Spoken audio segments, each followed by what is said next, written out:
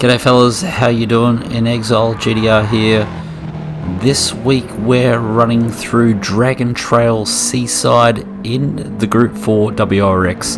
The WRX Group 4 does seem to be the popular car of choice at the moment, so we're going to run through a few of the basics to get you around Seaside nice and quickly.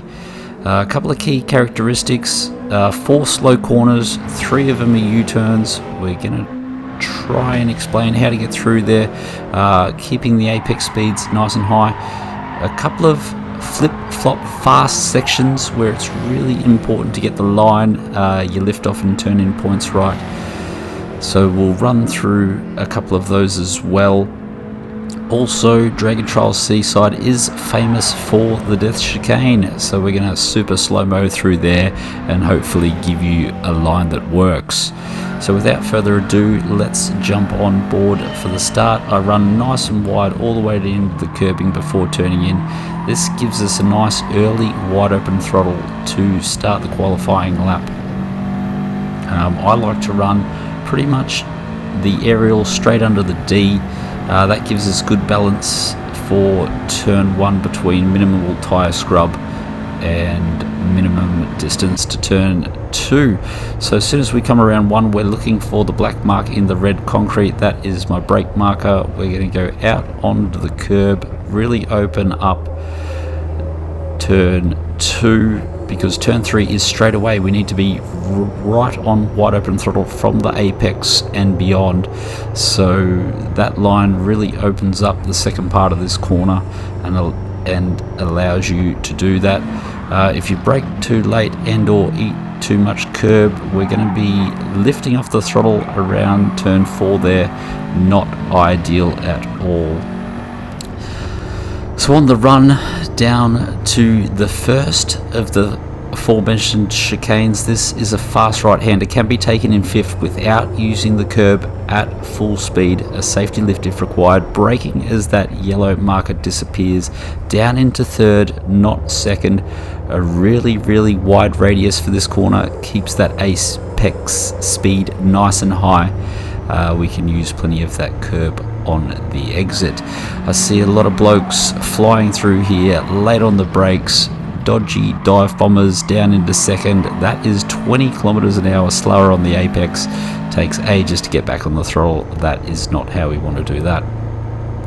Now this is a critical part. This is going to be a 4th gear, very gentle brake down to the apex and slowly squeeze that throttle back in. We're going to have to give ourselves enough room to flick back to the right hand side at wide open throttle. That second one has to be wide open throttle. The third one here is wide open throttle as well. That line is critical to get you through there at full speed. All too often I see blokes really rushing the first part of that chicane.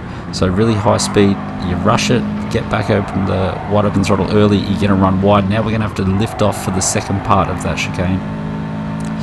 And look how long it takes us to get into 5th gear there. Absolutely forever. Try not to use those lines. So here comes the second hairpin. We're going to use 3rd gear as well. I'm looking for a tyre mark in the middle of the road. Where that begins, we're going to brake, slowly make our way up onto the curb, just opening up the radius here. We don't have to jump that curb like we used to in sport. Nice and early on the throttle, let the WRX turbo load up and run the car wide, really release it off the corner. Now to death chicane. Really important that we get through here with minimal lifts.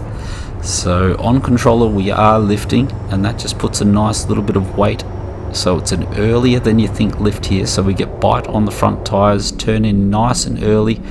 We really need to open up the exit here. If we run these rear tires back onto the curbing there, it's going to give us a big sideways moment. So I didn't mention before, we want to shift up over 5 over that first curb to settle the car.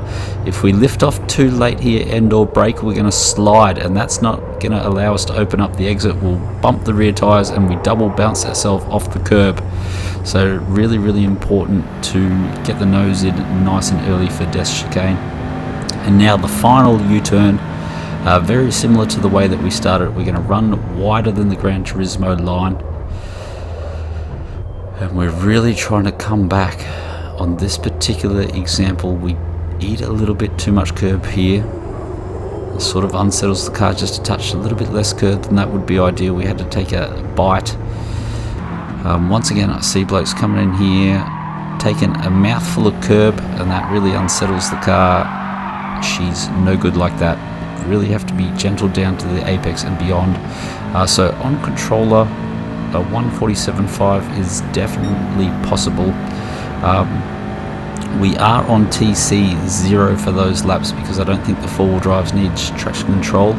Now this is on board with one of my 100% laps. I'm not sure if it's a good idea to show you this bad boy because we're going to do everything I've just told you not to do. Eat spoonfuls of curb.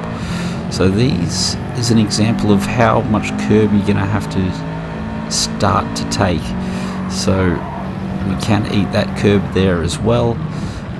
Watching this on the replay is almost sad because I run past that apex and there's easy 1 to 2 tenths left on the table there, which I didn't realize at the time. This was very early. We are using the tops of the curbs to rotate the car on this particular lap. You'll see the car do a little jiggle there. That rear tyre right over the top of the curb, that just pulls the car around a touch. So if you are doing 147s or better, then hopefully this lap will have something in there. Still very similar. We're just using the way that we release the brakes to get a little bit of extra rotation there. And you need, if you want to beat the 147.5s, this is a flat out chicane. I thought actually it's not, it's a lift, but a very short half throttle lift. There's me getting all excited. I thought we went through there flat, so the data telling us we clearly don't. And miss another apex, and we cut the top of this curb for the run to the line. Good luck out there, fellas.